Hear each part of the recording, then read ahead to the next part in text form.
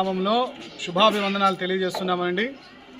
ఈ రోజున మా ఈ ప్రకాశం జిల్లా త్రిపురాంతకం మండలం కేసినంపల్లి గ్రామంలో కల్వరి షారోన్ మినిస్టర్ తరపున అసలు పగడాల ప్రవీణ్ పగడాల గారి యొక్క ఆత్మశాంతి కొరకు మేము ఈ ర్యాలీ చేస్తూ ఉన్నాము. గత 25వ తేదీన మరి ప్రవీణ్ పగడాల అనుమానాస్పద స్థితిలో చనిపోయారు. సో మరి అది యాక్సిడెంటా హత్య అనేదే ఇప్పుడు క్రైస్తవ లోకానికి ఉన్నటువంటి ఒక పెద్ద అనుమానము.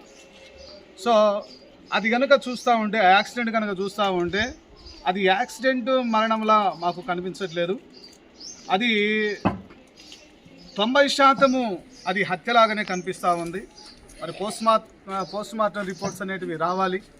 ఏది ఏమైనా మరి ఆ రోజున ప్రవీణ్ పగడాల గారు చనిపోతే ఒక్కరు కూడా స్పందించలేదు.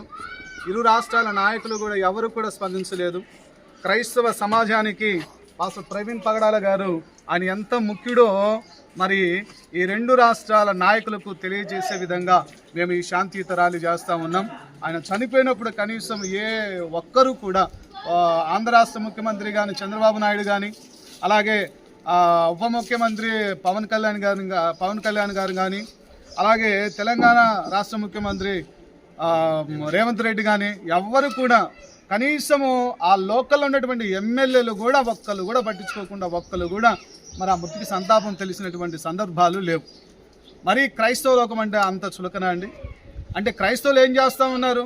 దేవుని స్వార్థను ప్రకటించడం అది అన్యాయమా? వాళ్ళు చేసినటువంటి అన్యాయం ఏంటి? వాళ్ళు శాంతియుత మార్గంలో వెళ్తూ ఉన్నారు, ప్రేమను పంచుతూ ఉన్నారు, ప్రేమతో మాట్లాడుతూ ఉన్నారు. ఇదే వారు చేస్తున్నటువంటి అన్యాయము. అలాంటిది ఈ రోజున వారి గ్రంథాల్లో ఉన్నటువంటి ఆ తప్పులను మరి ఈరోజు బయట పెడుతున్నందుక ఈరోజు ప్రవీణ్ పగడాల గారిని చంపేసింది. అలాంటప్పుడు రాధా మనోహర్ దాస్ అనేటువంటి ఒక పనికిమాలిన సన్నాసి ఉన్నాడు.